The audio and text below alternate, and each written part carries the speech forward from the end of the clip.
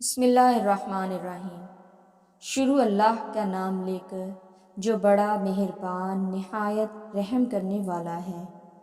فرمان مصطفیٰ صلی اللہ علیہ وآلہ وسلم ہے، جو شخص حلال کمائی سے ایک کھجور کے برابر صدقہ کرے اور اللہ تعالیٰ صرف حلال کمائی کے صدقے کو قبول کرتا ہے تو اللہ تعالیٰ اسے اپنے داہنے ہاتھ سے قبول کرتا ہے، پھر صدقہ کرنے والے کے فائدے کے لیے اس میں زیادتی کرتا ہے، بالکل اسی طرح جیسے کوئی اپنے جانور کے بچے کو کھلا پلا کر بڑھاتا ہے یہاں تک کہ اس کا صدقہ پہاڑ کے برابر ہو جاتا ہے۔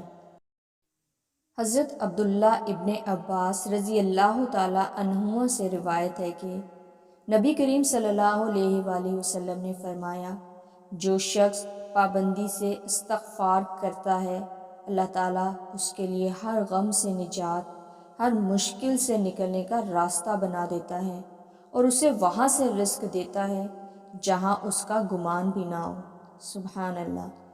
مزید اس طرح کی ویڈیوز کو دیکھنے کے لیے میرے چینل کو سبسکرائب کریں اور اس ویڈیو کو اپنے دوستوں کے ساتھ صدقہ جاریہ سمجھ کے ضرور شیئر کریں۔ جزاک اللہ۔